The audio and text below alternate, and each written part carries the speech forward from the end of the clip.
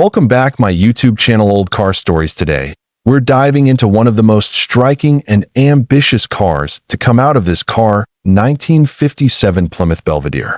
With its bold styling, innovative engineering, and unforgettable presence, this car helped define an era of American motoring. The 1957 Plymouth Belvedere wasn't just another car.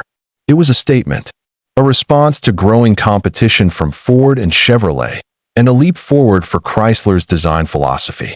With the slogan "Suddenly, it's 1960," Plymouth launched the Belvedere as part of its bold new forward-look design campaign. The man behind this transformation was legendary Chrysler designer Virgil Exner. His vision gave the 1957 Belvedere a sleek, futuristic appearance with dramatic tailfins, lower rooflines, and wide grilles. Compared to the boxier cars of previous years, the Belvedere looked like it had just driven out of a sci-fi comic book. The Belvedere sat near the top of Plymouth's lineup, just below the top-tier Fury. It came in various body styles, 2-door and 4-door sedans, hardtops, and convertibles. No matter which one you saw, it had presence. Long, low, and wide. This car was built to impress, whether it was parked at a diner or cruising down Main Street. Under the hood, Plymouth offered several engine options. The base model came with a 230 cubic inch inline-six, but the real performance came from the optional V8s. Most notable was the 318 cubic inch dual Fury V8 with twin 4-barrel carburetors, producing up to 290 horsepower. For 1957, that was impressive power. The ride quality was smooth, thanks to Plymouth's Torsionaire ride suspension system. This torsion bar front suspension gave the Belvedere improved handling and a more stable feel on the road. It was one of the earliest signs that American cars were starting to pay more attention to how a car drove, not just how it looked. Inside, the Belvedere offered a surprisingly upscale experience for its price point. Bench seats with stylish two-tone vinyl, a sweeping dashboard with chrome details, and push-button controls for the automatic transmission created a sense of modern convenience that appealed to the growing middle class.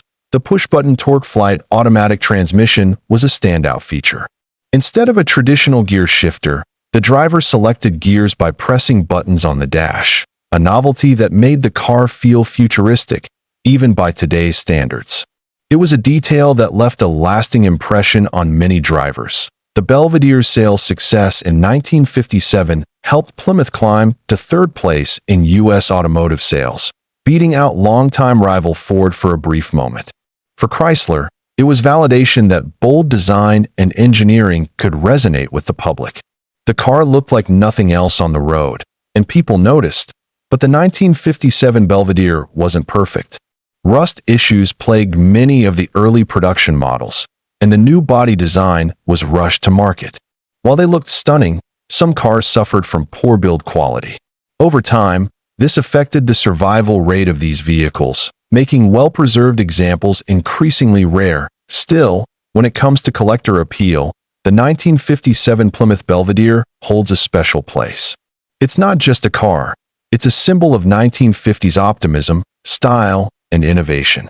Its sharp tail fins, dramatic grille, and futuristic stance are instantly recognizable to classic car enthusiasts.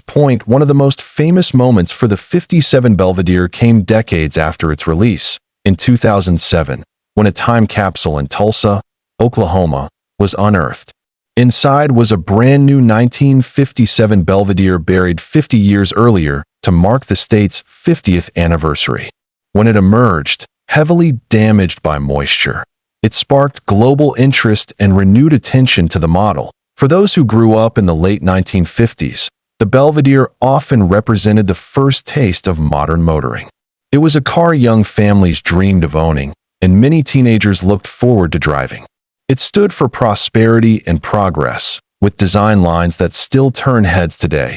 The car also gained pop culture fame through the Stephen King novel and film Christine.